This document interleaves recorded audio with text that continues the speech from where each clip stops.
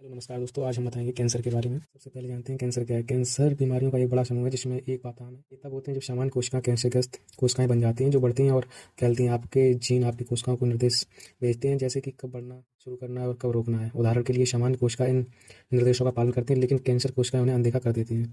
Cancer America में मृत्यु का दूसरा सबसे आम कारण है, लेकिन 20 साल पहले की तुलना में अब कैंसर से कम लोग मर रहे हैं। प्रारंभिक पहचान और नवीन उपचार कैंसर को ठीक कर रहे हैं और कैंसर से पीड़ित लोगों को लंबे समय तक जीने में मदद कर रहे हैं। अब डिस्कस करते हैं इसके कंटेंट्स है, इसमें क्या क्या हम आज कवर करेंगे। सबसे पहले ओवरव्यू देखेंगे इसका और इसके लक्षण और कारण, निदान, परीक्षण, प्रबंधन और उपचार, रोकथाम। अब इसे देखते हैं कैंसर के प्रकार। कैंसर के 100 से ज़्यादा प्रकार हैं। स्वास्थ्य सेवा प्रदाता उन्हें आपके शरीर में कहाँ से शुरू होते हैं और किस तरह के ऊतकों को प्रभावित करते हैं, उसके अनुसार वर्गीकृत करते हैं। कैंसर के 3 व्यापक वर्गीकरण: ठोस कैंसर, रक्त कैंसर और मिश्रित। ठोस कैंसर यह कैंसर का सबसे आम प्रकार है, जो सभी मामलों में लगभग 80 से 90% तक होता है। इसमें कार्सिनोमा शामिल है, जो उपकला ऊतक जैसे आपकी त्वचा, ब्रेस्ट और फेफड़े में बनता है, और सार्कोमा, जो हड्डी और संयोजी ऊतकों में बनता है। रक्त कैंसर, ये कैंसर आपकी रक्त कोशिकाएं या लसिका तंत्र में शुरू होते हैं। उदाहरणों के लिए ब्लड कैंसर, लिम्फोमा और मल्टीपल माइलोमा शामिल है। मिश्रित कैंसर, कैंसर जिसमें 2 वर्गीकरण या उप प्रकार शामिल हैं। उदाहरणों में कार्सी सार्कोमा एंड एंड्रोकेमस कार्सिनोमा शामिल है। कैंसर कितना आम है। कैंसर दुनिया भर में मौत का दूसरा सबसे बड़ा आम कारण है। शोधकर्ताओं का अनुमान है कि 2024 में अमेरिका में रहने वाले 2 मिलियन से ज़्यादा लोगों को कैंसर का पता चलेगा और 6,11,000 से ज़्यादा लोग इस बीमारी से मरेंगे। लगभग 4 में से 1 व्यक्ति को अपने जीवन काल में किसी न किसी समय कैंसर हो सकता है। अमेरिका में सबसे आम कैंसर है breast cancer, prostate cancer, cholesterol cancer and blood cancer. Cancer किसी को भी हो सकता है, लेकिन नस्ल और लिंग के आधार के मामले अलग अलग होते हैं। कैंसर पर 2022 की वार्षिक रिपोर्ट के अनुसार यह बीमारी जन्म के समय पुरुष माने जाने वाले AMAB व्यक्तियों को जन्म के समय महिला माने जाने वाले AFAB व्यक्तियों की तुलना में थोड़ा अधिक प्रभावित करता है। यह किसी भी अन्य आयु वर्ग की तुलना में 60 वर्ष से अधिक आयु के लोगों को अधिक प्रभावित करता है। अन्य नस्लीय समूह की तुलना में रोग अश्वेत पुरुषों को अधिक प्रभावित करता है। यह बीमारी अन्य नस्लीय समूह की तुलना में अमेरिकी, भारतीय और अलास्का मूलवासियों महिलाओं को अधिक प्रभावित करती है।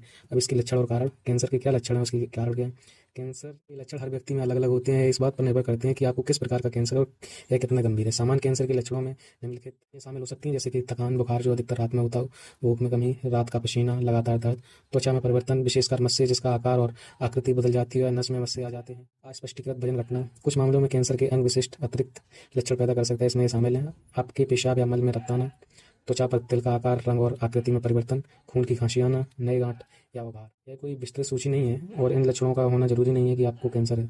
कैंसर एक जटिल बीमारी है। अलग अलग प्रकार के कैंसर के अलग अलग लक्षण होते हैं। यह भी संभव है कि कैंसर के बारे में पता चले बिना ही आपको कई सालों तक हो। कई बार इसके लक्षण स्पष्ट हो सकते हैं, जो बहुत जल्दी खराब हो जाते हैं।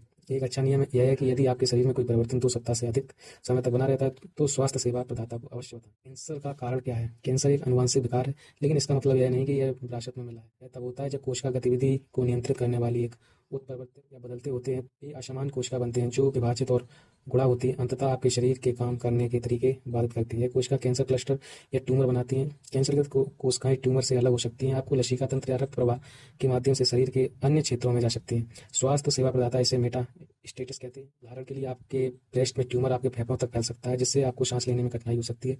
कुछ प्रकार के रक्त कैंसर में आपकी अस्थि मज्जा असामान्य रक्त की कोशिकाएं बनती हैं, जो अनियंत्रित रूप से गुणा करती हैं। अंततः असामान्य कोशिकाएं समान रक्त कोशिकाओं को बाहर निकाल देती हैं।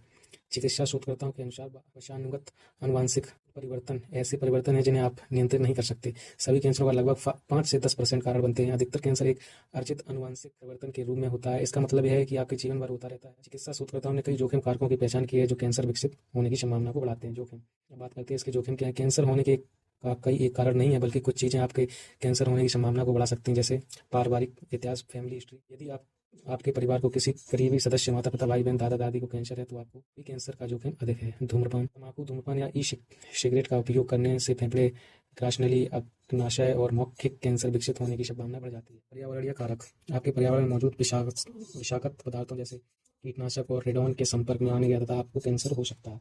कुपोषण, अधिक वसा या अधिक चीनी वाले खाद्य पदार्थ कई प्रकार के कैंसर के जोखिम को बढ़ा सकते हैं।